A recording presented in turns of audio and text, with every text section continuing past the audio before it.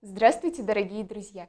Сегодня мы продолжаем знакомить вас с заслуженными педагогами детской школы искусств имени Газизы Жубановой. Знакомьтесь, педагог по классу скрипки Дашевская Лариса Васильевна. Здравствуйте, Лариса Добрый день, Васильевна. Катя. Расскажите, пожалуйста, как начался ваш творческий путь? В музыку меня привел мой педагог по классу скрипки Белинский Валентин Дмитриевич. Когда я заканчивала 7 класс музыкальной школы и 9 класс в общеобразовательный, он посоветовал мне поступить в музыкальное училище. И тогда мне пришлось учиться 8 год в профклассе, и потом я поступила в музыкальное училище. Я всегда восхищалась своим педагогом. Это человек с нелегкой судьбой, но он сохранил в себе любовь к детям. Это был очень выдержанный, очень добрый человек, который любил детей. И мне хотелось всегда быть похожей на него.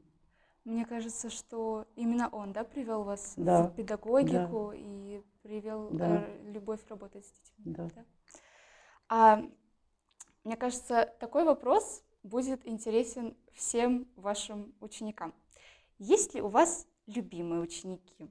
И что нужно сделать, чтобы, может быть, стать, или приблизиться к такому высокому званию?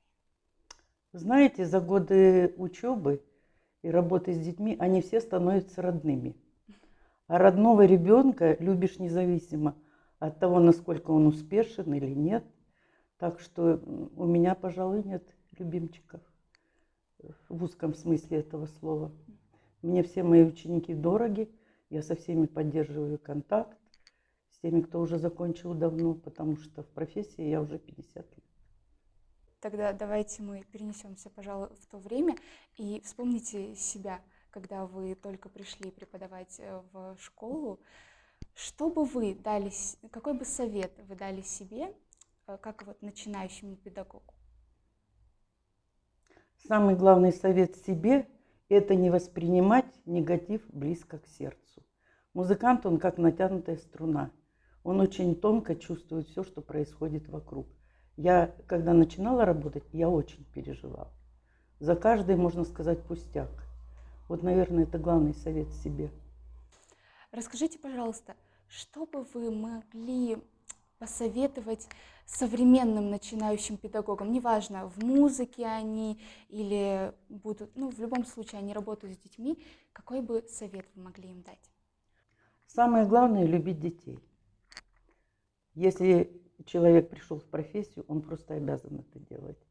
И, конечно, быть терпеливым, настойчивым в достижении своей цели и очень доброжелательным. Дети это очень ценят у нас. Да. Спасибо вам большое, Лариса Васильевна. Спасибо, было очень интересно вас послушать, и я думаю, наши зрители тоже оценят ваше мастерство. Спасибо. Спасибо, Катя. Всего доброго.